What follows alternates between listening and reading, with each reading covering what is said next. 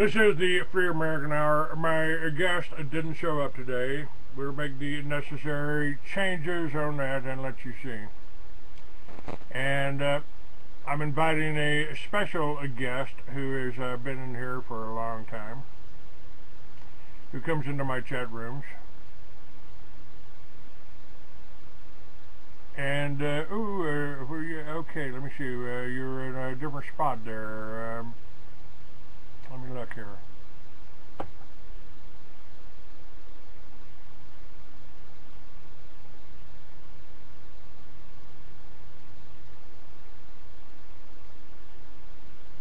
David Kaas, is that you? Yes, sir. All right. And in your honor, my friend, I'm spinning my coffee. And I don't know if my hair is getting blacker or not, but I feel fine at a time when everybody is sick around me. Going to hell in a handbag. David, we've talked many times. David is the author of Farm Physics. It's available. You can get it up on my website. You can get it from me. You can get it from him. You can get it on just a number of places. And David's done my shows before. We'll put him up here and put links to the information on how you can. A simple thing. You know, it's almost like, David.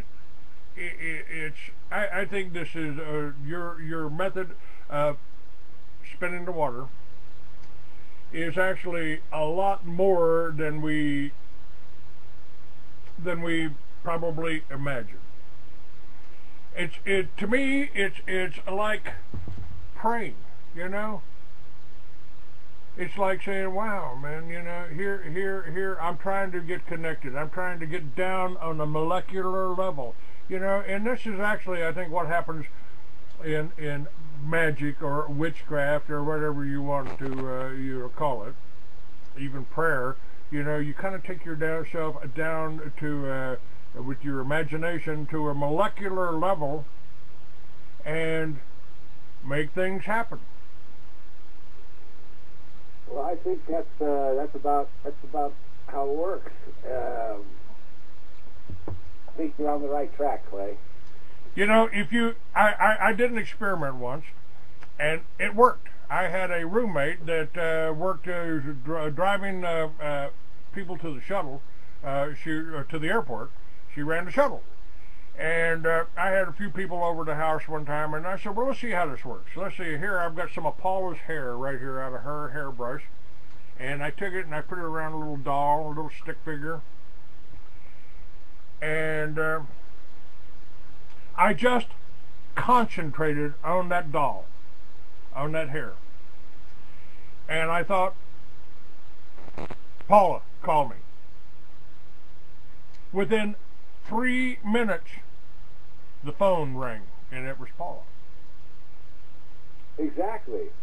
Well, yesterday, even Lady K1 commented to me on the chat board how that one goofy guest of yours, that Ted guy, all he did is mention his name and he popped up.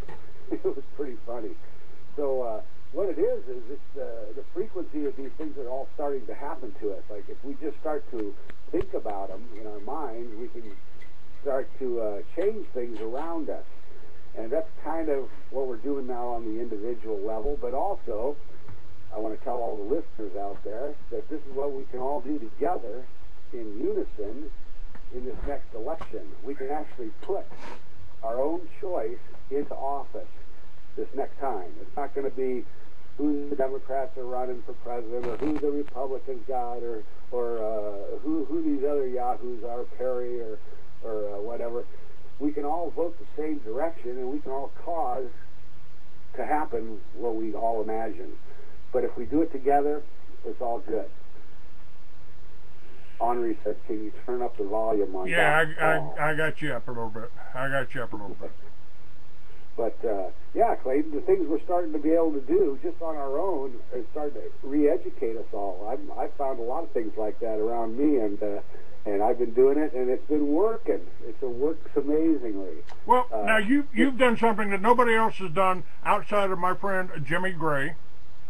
And matter of fact, during this segment, I'll play some of the music that Jimmy Gray and I did together 40 years ago. You are reading the Solomon novels right now. I just finished it. I just got to reread something that I wrote 40 years ago. And well, go ahead. I wanted to add too, Clayton, at this time, the chemtrails that everyone's experiencing over their heads. If you simply build yourself a 4-foot pyramid out of metal bars with bases made with metal shavings in it, and wrap it with number 12 wire for about 3 miles around your pyramid construction there, the chemtrails will dissipate. They'll actually unravel in the sky right above your heads. I've been doing it here for about a month now, and it actually works. So I just wanted to put that word out there to all the listeners. If they just look up www.perviancepyramid.net, I believe it is. Put that up on the site, yeah. But yeah, it's amazing. I understand the chemtrails are affecting us all around the world, but these pyramid constructions, like I say, you just build one yourself. Just a little. I got a little 4-foot one up on my roof, and it gets rid of all the chemtrails right away. It's amazing. But there are ways to get around these things. There are easy solutions if we just communicate them to each other. And that's what I love about your show. Every day you got somebody new on with some new angle on making things better. And I've become addicted to your program, Clayton. well, you know, again, you have read something that I wrote. I think I was on the right track. I think I understood pretty well what was going on without the knowledge. I mean, I didn't have any real knowledge. I'd read a lot of fiction, science fiction, and you know, for all of my life. I mean, you know, from the time I was 6 years old, I was reading or before. And but I think what I wrote 40 years ago, I used to tell people that time I spent in prison I would make more money off that time I spent in prison than I had ever done before. And I still believe that. And I think the book that I wrote 40 years ago, I used to think of it, you know, being sometime in the future, but I think it needs to come out now, and I think I've been on the right track. And what I'm trying to say is I'm a writer, and it's been writers that have influenced people throughout history, from Thomas Jefferson to Socrates to Aristotle, you know, to Alexander Solzhenitsyn, you know, to Ezra Pound. Writers are the ones, Clay, that actually make our future.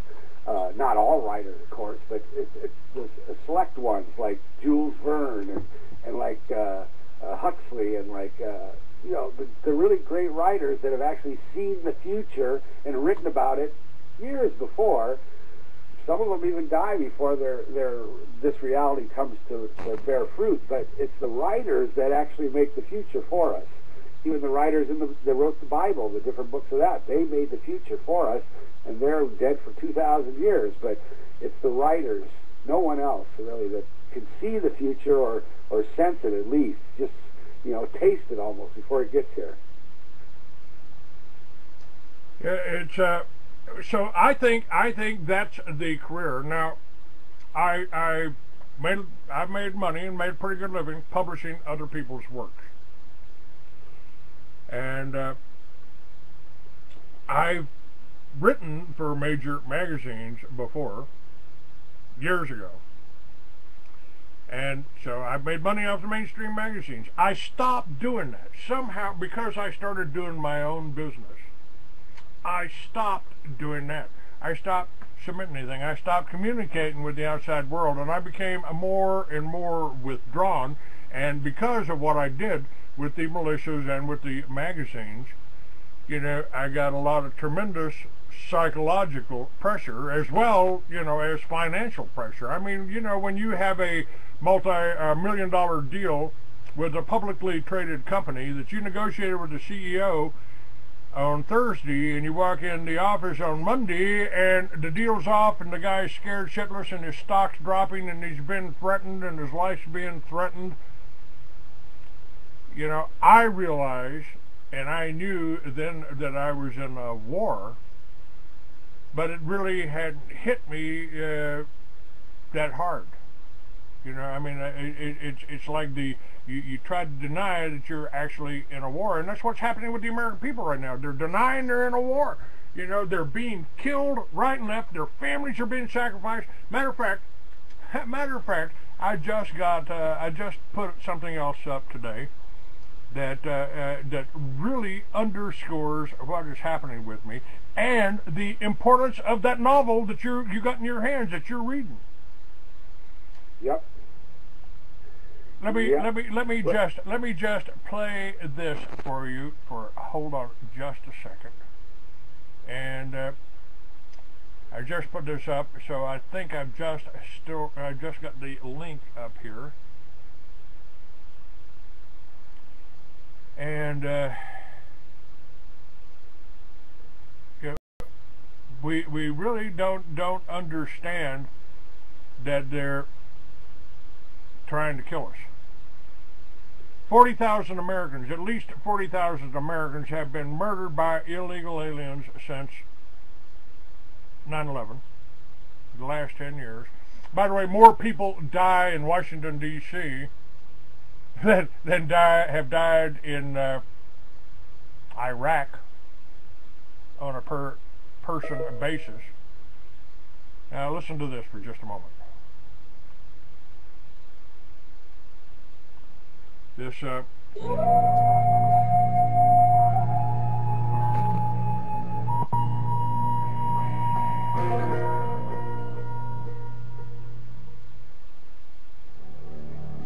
This is cancer.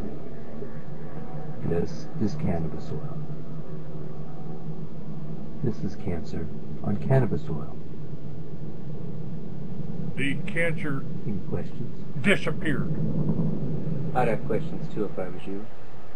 So here's my story. My name's Dave Triplett, and I cured my skin cancer using cannabis oil. Several years ago, I had 2 lesions removed from the tip of my nose. In 2009, the lesions began to return in several places. I went to the doctor, and the doctor gave me a prescription for a cream. He told me to put the cream on my entire face and neck. He also told me to wait until after the holidays to use it because it may cause some redness. I did a Google search for the cream and I realized it was chemotherapy. Next, I found some photojournals of people who have used the cream.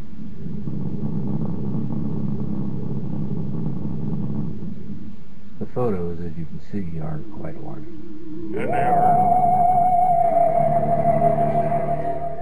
After seeing the results of what the chemotherapy cream can do, I decided to look into alternatives.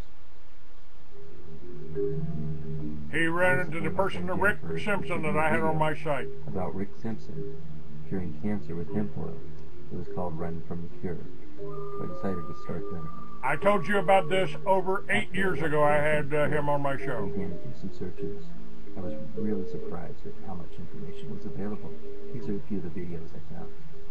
Breast cancer kills more than 41,000 American women every year. Researchers in the San Francisco lab are working to shrink that number, and they're doing it with an unusual weapon, marijuana. It's not just THC. These trichomes contain CBD, another valuable chemical. We're fascinated by this stuff. What we found is that this compound called cannabidiol was particularly effective at inhibiting aggressive breast cancer. You realize what this means, David? This means they killed 41,000 women that could have been cured if we had hemp, if we had cannabis, if we were allowed to grow it. Sure, They sure. don't want you living much past 65 because they only want you on Social Security for a couple of years. Yep. And they're moving that further and further down the road. What they're doing, Clayton, is they don't want us to be alive for any longer than we could be working. And when you're working, you're not enjoying yourself really that much, because you come home from the job and you're just exhausted every night. Your kids are sitting there waiting for you, and you can't even hold your head up for very long. But we need to get out of this situation we're all getting into right at the moment, and we need to find a new way to exist on this planet. I'd like to see us work about 20 hours a week, 25 hours a week tops. That's like 5 hours a day, or a couple of shifts a week. But that's all we would need to work. Then we could spend the rest of our time not watching football, baseball, and basketball games, and we could become involved with our families, with our children, with our parents again, and with everyone around us, and on a real-time level. That's what we need to do with our time. Everybody's complaining they don't have enough time. Well, when they get the time back, then it's how you spend your time that's so important, not just doing whatever you think you want to do. But I can see this all coming about in the next year, actually 14 months, about 14, 15 months. We're going to be changing presidents here. We're going to be putting a new person up on the highest office in the country, and all these changes could come about in just a sweep of the pen, so to speak. If you're president, you can sign into effect anything you want, and you can cause just about anything you want to happen. If I got to be president, I would immediately call home the troops, immediately sign into effect the hemp bill, which will allow hemp to be grown and harvested everywhere in the country. And besides that, I want to start converting all these automobiles over to something other than gasoline. You can run on hydrogen, electricity, you can run on magnets, we can run on a lot of things. But these are the big questions in my mind, is if these people in our country, our own brothers and sisters, if we could all push together, we could all make it happen. And I mean everybody, black, white, red, yellow, even the any color you want to say. But we can all do this together, and I think it's a great idea. I think it's a new America that we'll be rebuilding, and I think you're on board with me. Well, yes, and I it would be so refreshing to have someone that's not an attorney or a doctor, for that matter. I mean, I like Dr. Raw. He's trying really hard. He's handicapped by his whole education, as a doctor, but maybe I think he does less damage than anybody. If we just kind of went back to doctor's guy next door, you go over and fix his car, and he stitches up the cut on your arm, we'd be a lot better off, But the doctors right now have become drug pushers, and the drug pushers are making, the CIA took over the drug operations. They killed off the Median cartel and installed the Bankster Cali cartels. Mm-hmm. And all of the money, the illegal money flowing down to the drugs are being run right through Wells Fargo or Bank of America. Bank of America are stealing. The person that I had on, I don't know if you heard my show about 2 or 3 days ago, they actually presented papers and filed paperwork with the to recuse the judges from ruling on mortgages, because the mortgages just aren't real. According to the Constitution, we've got we've blown it.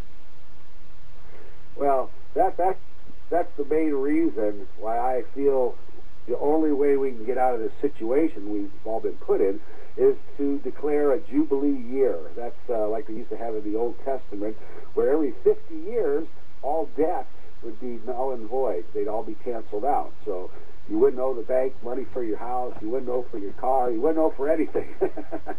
It sounds kind of crazy and kind of like insanity, but the only people that are really going to suffer it all are the big people, not the little people. It benefits all the individuals. So I think one of the first bills that I would sign if elected president would be the reinstatement of the Jubilee year. And like I said, that would clear all our debts internationally and nationally across the board. Now, it would also be the taking back of all of our land holdings and whatnot from foreign investors and whatnot. But hey, they can have what we have over there. We'll just take what they have over here. And it would kind of clear the slate, exactly, and it would make give everybody a fresh start. So that's one of the first things that I can see we need to do to get out of the situation we're all in. You know, by the way, the guy I had scheduled showed up, but it's too late. I'm enjoying the conversation with you, so you know, you're always on time, man. I really appreciate that. You know, the answer, to me, the answer here, somebody asked me something about bikers. How can we get the bikers to stand up for this? I said, bikers just like other people, you know. We've all got different directions. You know, trying to organize bikers are like trying to herd cats. You know, and Impossible. It's the same thing with people. We've all got our own ideas, but when you get right down to it, the banks out there are ripping you off. You're working for them. You'll work your whole life to them. 30 years you'll work to pay a mortgage, and you pay for the house that you could have built for yourself. You'll pay for it 3 times. Right. 3 times So with this fractional banking system. One of the things that I just found out about the banks is that, say you take $100 equivalent in gold to a bank and you deposit it in your account, what they do is they loan out 10 times that amount that they just received in their coffers. They loan it out to other people at an interest rate, and that's just despicable, because that means that all of our banks are insolvent. Not one of our banks has the money that they claim they have, because, like I said, that's what they've done. They've loaned out 10 times what they take in every day. So none of our banks are solvent. To think that you've saved your entire lifetime long and it's all in a bank is kind of preposterous. Okay, let's just say here, we've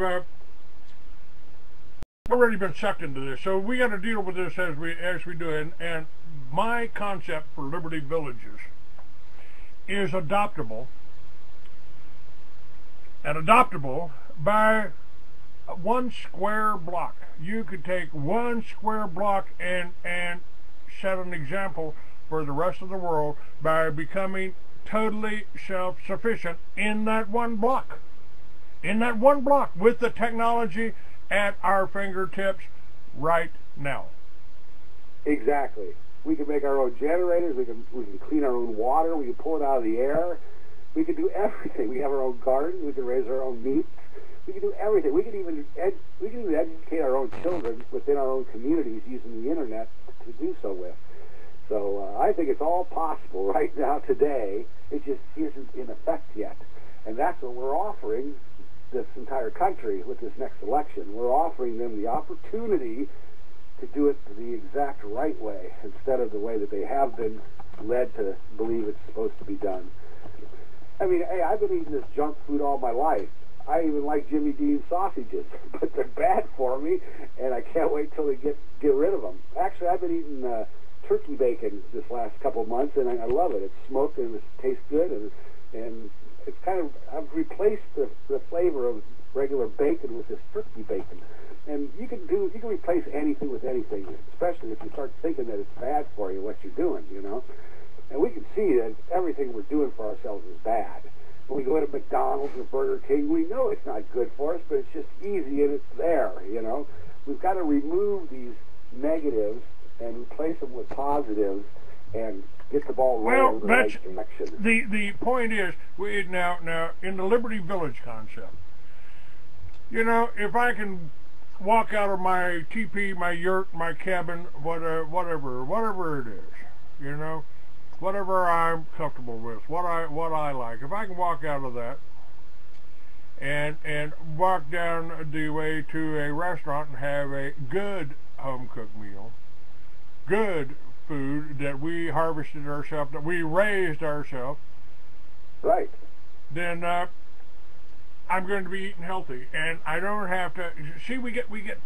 I don't care. I've got Jimmy Dean sausage and eggs in the freezer here. I eat them every morning for breakfast.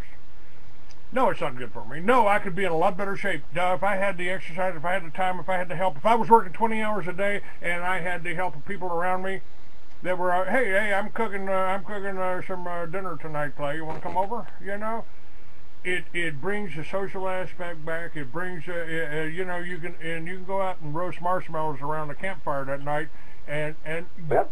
accomplish a lot. You may, you know.